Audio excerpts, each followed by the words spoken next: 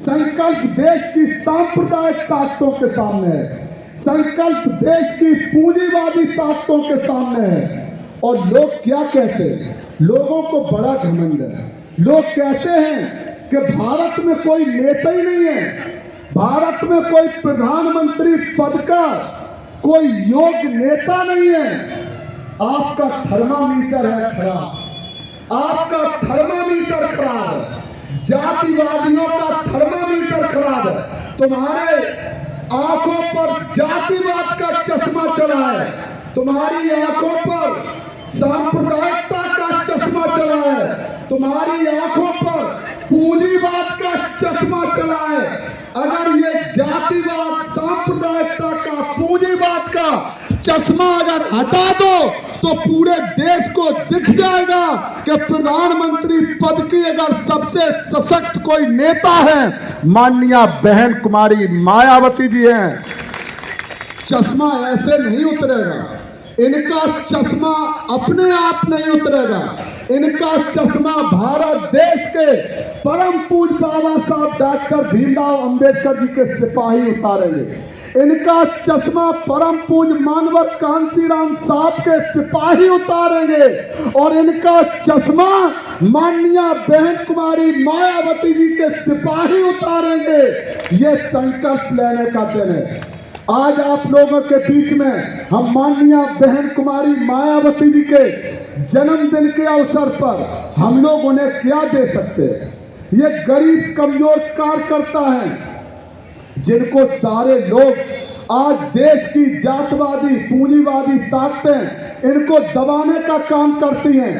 अपने ताकत के नशे में, दौलत के नशे में इनको गरीब कमजोर लोग दिखाई नहीं देते हैं। अरे हम तो इनसे कहते हैं कि अरे तुम बाहर निकल कर देखो तो अगर जिस तरह से आज लखनऊ जिले में, ये राजधानी का जिला है, आज इतनी कड़कड़ाती सर्दी में भी कल रात को इतनी कड़कती सर्दी थी और सुबह कुदरत ने आपके ऊपर परम सम्माननीय बहन कुमारी मायावती जी के लिए आज का दिन कितना शुभ है। ये संसद के दरवाजे खोलने के पहले कुदरत ने ये बता दिया है कि आज जिस तरह से धूप निकली है उसी तरह से संसद के दरवाजे भी खुलेंगे।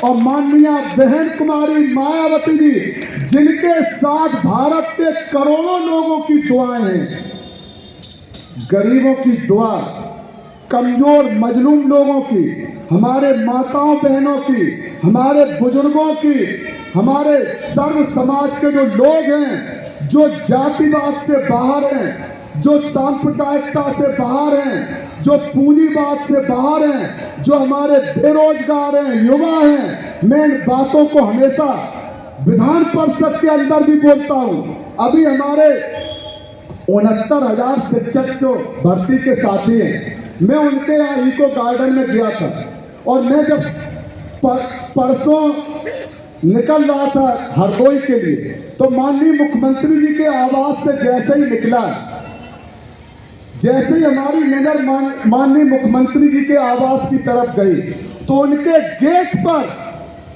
बड़ी संख्या में ठिठुरती कड़कड़ाती सर्दी में जब 10 मीटर का भी दिखाई नहीं दे रहा था, मेरा दिल भी इतना बेचैन हुआ। उनकी गोद में, हमारी बेटियों की, बहनों की गोद में बच्चे थे, लेकिन माननीय मुख्यमंत्री जी का दिल नहीं पसीजा।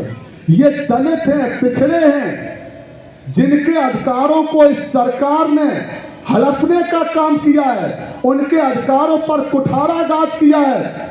जो दलित समाज के नेता जो आरक्षण के नाम पर विधानसभा में जाते हैं, जो पिछड़े समाज के नेता, जो पिछड़े समाज का हवाला देकर विधानसभा में जाते हैं वोट लेकर, उनको ये चुनौती है।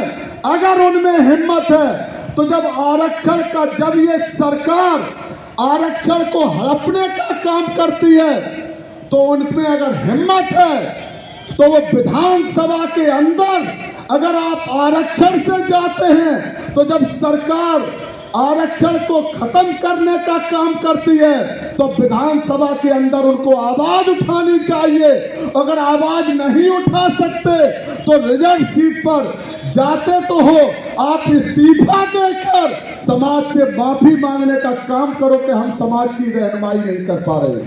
धन्य माननीय बहन कुमारी मायावती जी, जब हमारे 69,000 शिक्षक भर्ती के बच्चे जब मिलने गए थे, माननीय बहन कुमारी मायावती जी उनसे मिली थी। माननीय बहन कुमारी मायावती जी ने उन्हें आश्वासन दिया था, ट्वीट किया था और मैंने विधान परिषद के अंदर उनकी बात रखी थी। हम मंच के माध्यम से कहना चाहते हैं कि ये जो आरक्षण विरोधी सरकार है, जो उत्तर प्रदेश में, भारत देश में जो दलितों के आरक्षण की विरोधी सरकार है, जो पिछड़ों के आरक्षण की विरोधी सरकार है, दलित और पिछड़े समाज के लोग इस सरकार को उखाड़ कर माननीय बहन कुमारी मायावती जी के नेतृत्व में देश की सरकार बनाने का काम करेंगे।